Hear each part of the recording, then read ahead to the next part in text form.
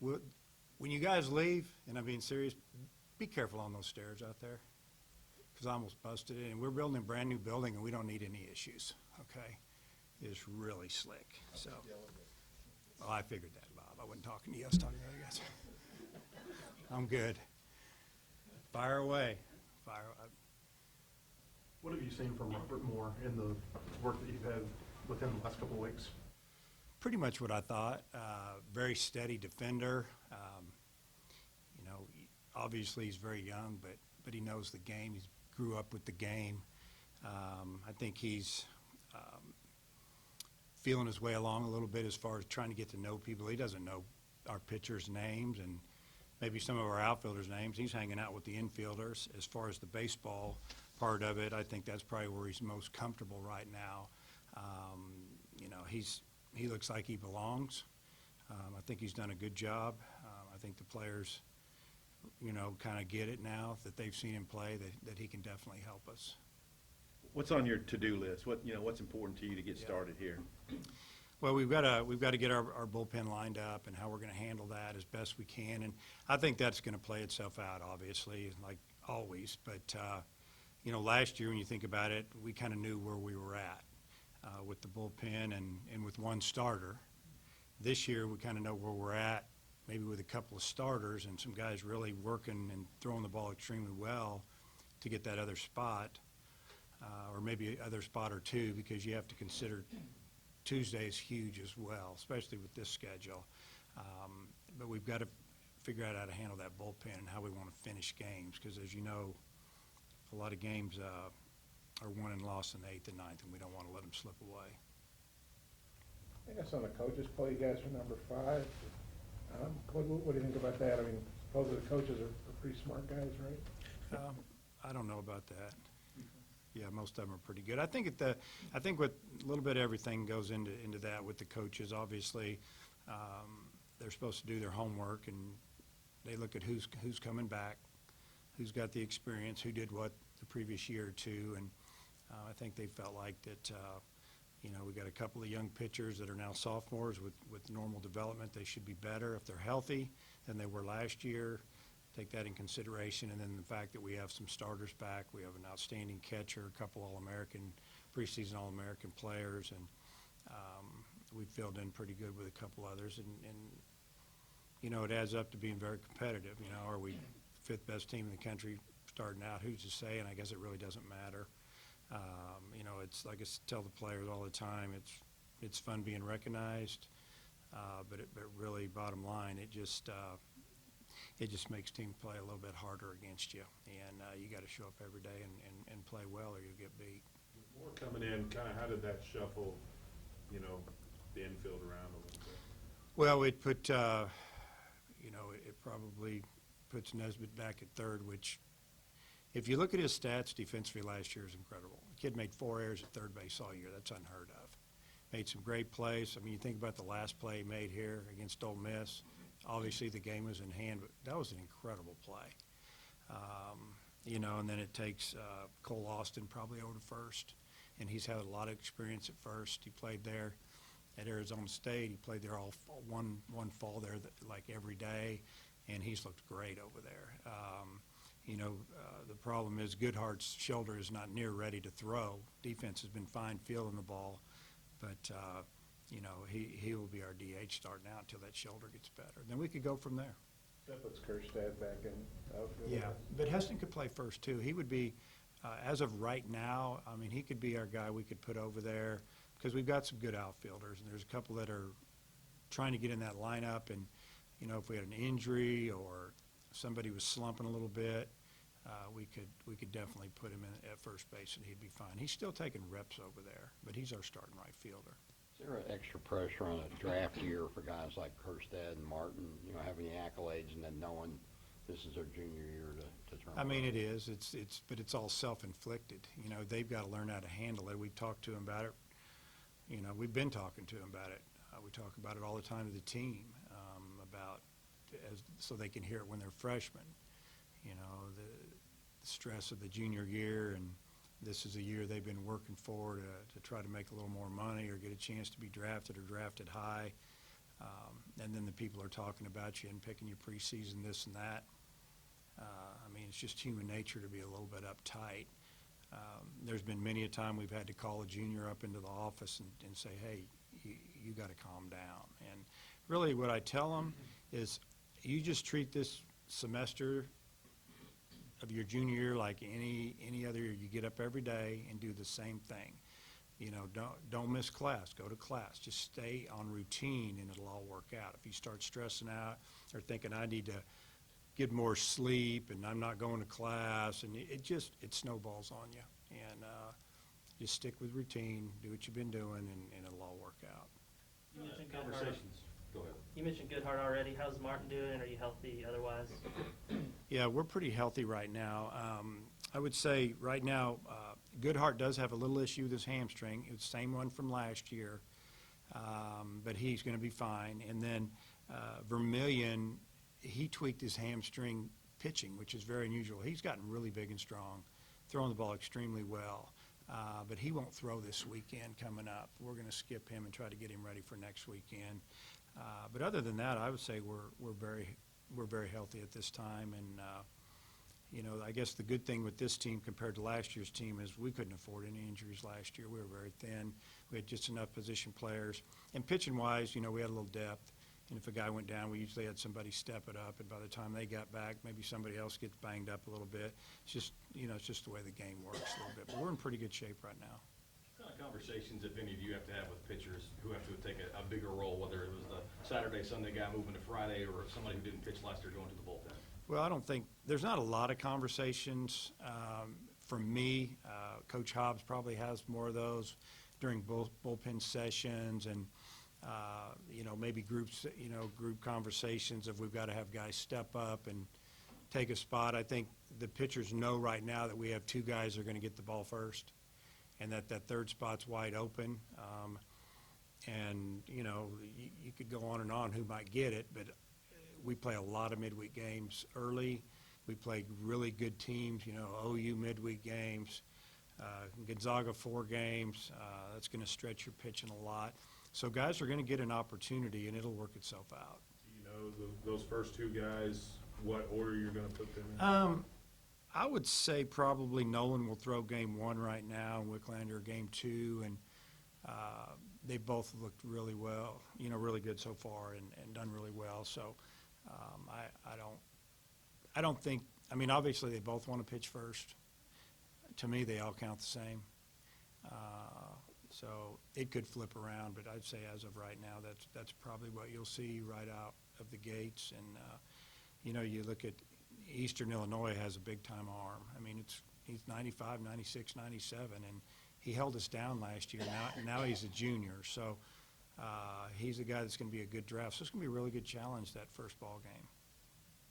The first time in several years you've had the same pitching coach, hitting coach, and volunteer coach from one year to the next. I wonder how much different does that make the off-season feel? I hadn't really thought about it, but it does make a difference with the players, no doubt. Just, you know, them feeling comfortable. You know, I've had Nate here. This will be his 3rd year. He's done a tremendous job. You look at the numbers over the last 2 years, and we're in the top 2 and 3 in just about every category across the board, especially some of the big categories like batting average and on-base percentage and home runs and doubles. And then, you know, Matt coming in last year just did a tremendous job picking up where Wes left off. And it's hard. The kids really took to him quick. And we're very fortunate that we had an experienced catcher. And when I say experienced, he didn't catch much the year before, but mentally he's a very experienced kid. You know, in Opitz, and we just turned it over a little bit to Opitz to let Matt really worry about, you know, teaching the kids what he wants on the mound. And, you know, Casey really handled a lot of the pitch calling and things like that. So it was, I'd say we're a little more comfortable as far as just the way we feel about each other. We know what we're going to get. Obviously, you've got Opitz. How do you handle your backup catchers? And are you working Tollett out at first base right now? Yep. Yeah, we're, you know, obviously Opitz is the guy, and one of the best catchers I've ever had, and I've had some good ones. And then, you know, Tomez and Tollett will battle it out a little bit there, and also working Kaysen out at first. He's got some power, and he's a big kid. You know, when we recruited him, he was a lot smaller. and he had a little bit of an arm injury, and I think it threw him back a little bit. And, you know, Tom Ez is, you know, is a pretty steady guy. Kind of we've seen what we thought we were going to get. And I think it's been a good battle. Both of them have a good enough bat to get in the lineup right now a little bit. So, you know, in our first 3 weekends of scrimmages, they'll catch a little bit. And Tom Ez may DH a little bit or play in the outfield, and Tollett will catch and place him first. Dave, you said you could go on and on at the third pitcher, but who all are we talking about? How big? I is the brought my pool? list, so I'm going to look down a little bit because I don't want to miss anybody. I mean, when you look at it, you know, Cops could be a starter. Bolden, if we can get him back, I mean, you know, he's now up to about, I think his bullpen the other day was, velocity-wise, was 89, 90, and there's more in there, a lot more, because a month ago he was 85, 86. It just keeps climbing. He's throwing nothing but strikes with a really good changeup, and his arm action you'll see is a lot shorter than it was before the surgery. I think it's really helped him with command. You know, you could also look at a couple of freshmen, Blake Adams. He's been really good, so excited about him. Seems, you know, Cole Ramage, could start him if we wanted. There's a couple other guys in there that, you know, Caden Monk, really good. We don't hit him very well. His thing as a freshman, didn't throw enough strikes. Now he's throwing strikes. But batting average against is, we don't hit him, and I'm thinking we have pretty good hitters. So, you know, there's 5 or 6 guys right there. And if they're not starting, they're going to be middle long relief. And, you know, if we need to close with one of those guys, we will. Do you think you have a good idea for who your closer would be, or is that? I mean, you could probably take 1 or 2 of those guys. I think Vermillion, if he's healthy, he has a shot to help us there. And he wants to pitch more innings, but he's got to stay healthy. You know what I mean by that? He doesn't just want to throw one hitter here and an inning there. But if he's the guy and he can come in the 8th and give us 6 outs or the 9th, whatever, you know, I don't have a problem with Peyton Paulette, who's a straight-up freshman too, because he can come in and he's curveballs as good as anybody's. And he throws the ball anywhere from 93 to 95, and there's nobody in the stands. When it warms up and the place is jumping and his adrenaline's going, there's going to be more.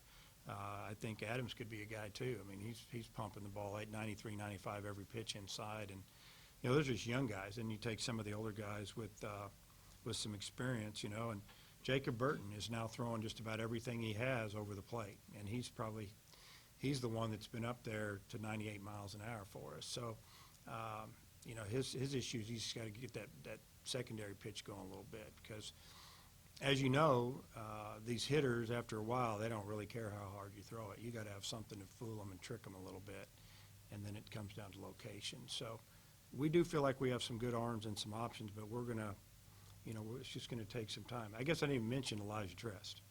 I mean, he's throwing the ball 95 miles an hour with sink. And again, if his secondary pitches comes on, I have no problem closing him either. So we're going to run some good arms out there at some people, and I will just see who can handle it.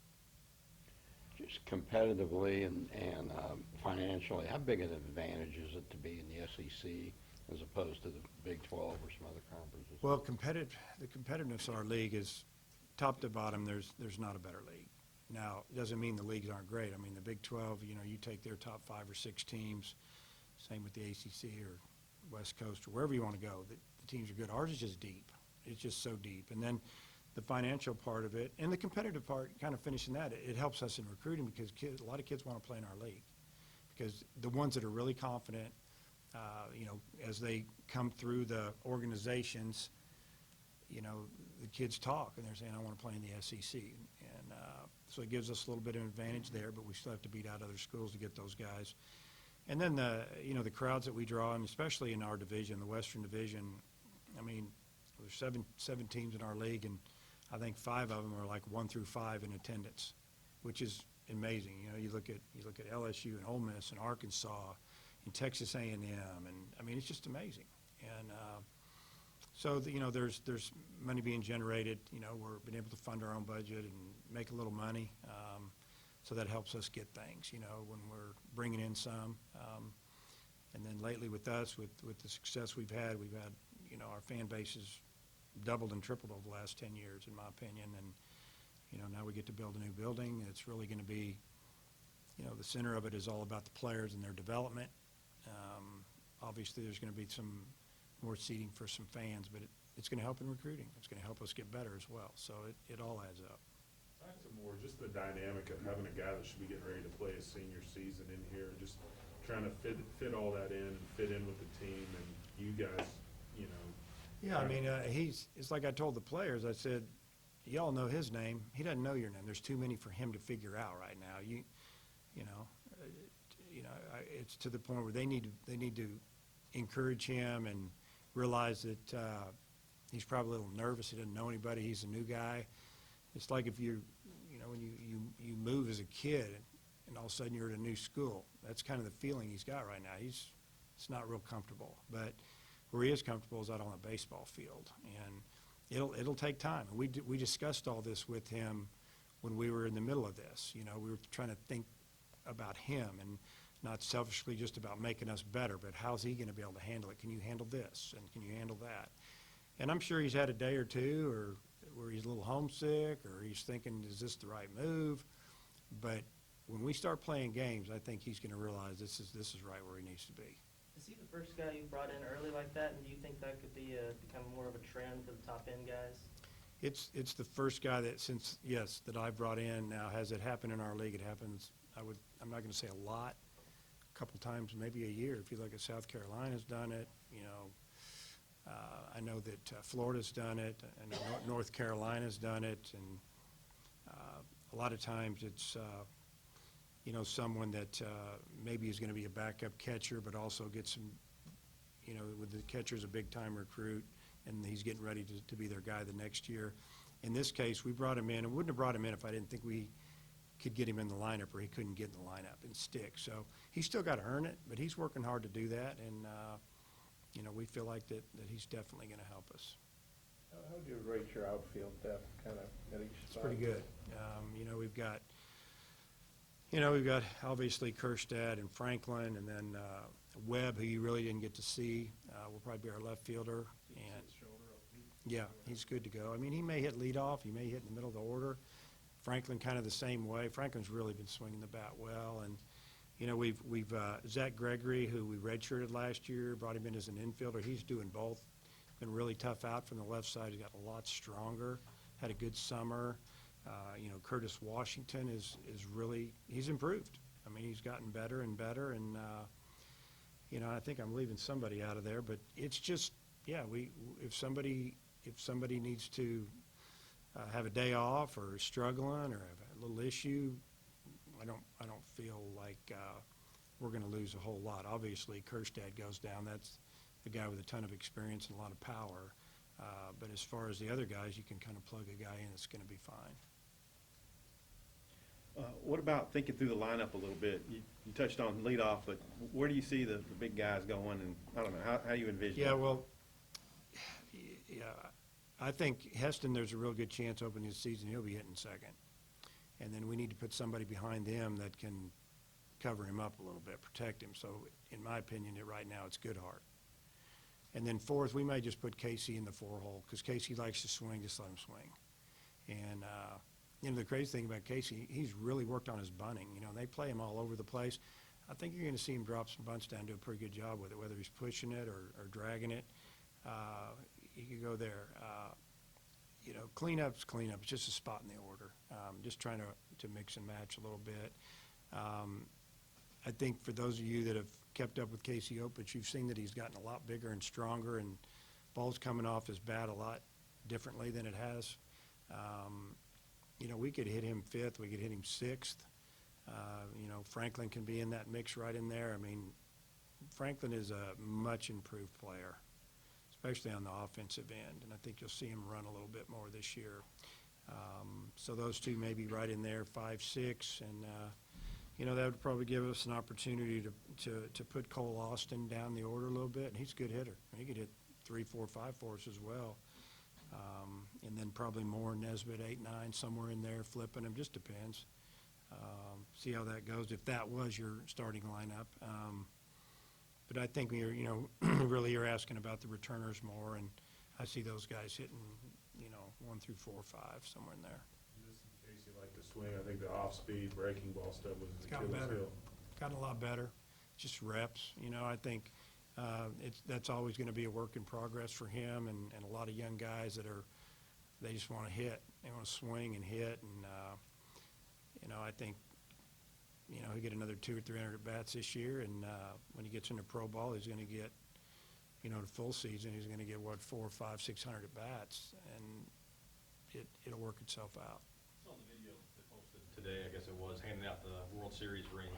No, obviously, that never gets old, but you want to hand out the big one. Is that the kind of the final, okay, this was the end of last year, now we're moving on officially? Yeah, and that's why, we took a while to get them ordered this year, just because, we got back from the World Series, we didn't even think about getting a ring. We just went recruiting, and some teams, maybe they go to the World Series and they've ordering it while they're there, and we just went back to work, and all of a sudden September's here, and we're like, man, we got to get this ring ordered, and it is a big deal, but to us, it's about getting the gold ring, getting the gold trophy is what we call it. We got a silver, and we got a couple ones in this program, and we're trying to move one step ahead. So we got a little bit behind on ordering that thing, and I've always said we got to get that thing here and get it. We got to, before the season starts, get it to them, and it is. It's just kind of like, okay, that was that. Thanks again. What a great year. And now let's move on to 2020. So I'm glad that they came in. With the pitchers and hitters you have, how competitive are practices, and how good is that for both sides? It's the best. It's the best. That's what you want. You want competition amongst teammates. You want them to like each other, get along, care about each other, say whatever you want to say, but it's all about that inter-team competition to get on the field, and that keeps them working hard every day. It keeps them sharp. When they get out of their car or truck in that parking lot, they're walking in the locker room, they're going, oh, I got to try to beat out that guy again today. And if you do that, it makes the competition on the field slow down a little bit. And what I mean by that is it's almost like routine. And when you line it up against a team with a different uniform on and they have great players, you've been doing that in practice every day, and it makes it better. Coaches poll yesterday, there were 6 SEC teams in the top 10, 9 ranked. South Carolina and Tennessee weren't too far down the receiving vote. So I wonder what you think about the league, and maybe in particular the pitching, because it seems like the pitching is really deep this year. It seems like, we talk about it every year, and it sounds like a broken record. The league just stays the same, okay? It's just good every year, and there's a lot of big leaguers in our league. They're going to play in the big leagues if they stay healthy and do the right thing. They're going to make it, a lot of these guys. And I think the pitching, there's a lot of huge arms. What I mean by that, when Georgia comes in here, the first 2 guys they're going to throw at us are going to be throwing 95, 96, 97, 98. They may touch 100, and they're going to be first-round picks. And, I think about Tennessee and that lefty. Man, he's made a huge jump, and he threw 95 at us last year, and he's throwing more now. He's got 2 or 3 pitches. So that's just to name a few. We've got some guys. Everybody's got guys in. If we could get our scoreboard to read correctly, I wouldn't mind having it on. But half the time it doesn't read right. I don't know what we got to do, move it closer or something, because, we're getting guys at 95 and it'll say 91. All of a sudden this will say 98 and we got them at 92. So we can tell from the side. When it jumps out of his hand at 98, 98. But it's just so competitive, and, you can rank people where you want and you can make projections, but until we get on the field and the teams start gelling and playing, I think it's wide open. I saw a picture of you on Twitter. I think Andrew might have posted. You were at the basketball game. It looked like you were having some fun when Calipari. I was just stretching my arm. It was a little sore. Yeah. A little stiff. Have you gone to many basketball games, and have you gotten to know Eric, and kind of what's your thoughts? I've gotten to know Eric. Well, I've been out to dinner with Eric a couple of times. And, I really enjoy being around him and his wife. And I've been to 3 basketball games. Those aren't my seats, by the way. I just want you to know that. Mine are way up there somewhere. No, they're not. I've never really asked to change them since I got them 17 years ago. Maybe I should. But, but we're during the season. We're playing all the time. I kind of feel guilty if I'm not at the game, and I don't want to snag somebody's good seat there. But, I enjoy the basketball games, and I enjoy being around Coach Musselman, and we're going to go to the game. The way we're doing our practice tomorrow is to give the guys a chance to get to the game you know, I feel that that's important. So I think all the coaches support each other pretty well. I think that was a big hit, though. I mean, you waving goodbye, I mean, just. Well, I was from me to you from him. When he was over there yelling, I read his lips, I knew everything he said, and it wasn't nice. And basically, in my opinion, he was trying to get thrown out of the game, fire his team up, and it worked. But, yeah, he got after one official pretty good. He don't like him very much. Eric, I mean, what do you think of the job he's done on the excitement he's generated? Just give him a little background. You guys need to rest. I mean, he's done a great job. What can you say? I mean, they're playing, man, and, you know, I mean, like everybody else, you see what's up. They need a big guy. They need a couple of them. And, they're scrappy. When they shoot good, they're gonna beat you. And, if they don't, it's gonna be tough. But I've enjoyed it. Nate, you have anything? No. That'll be all over video and Twitter and everything. Everybody gets Yeah. on Nebraska, but everybody Yeah. uses it. You're right, Bob. Anything else? Business. Especially the arm, that's. Yeah, whatever.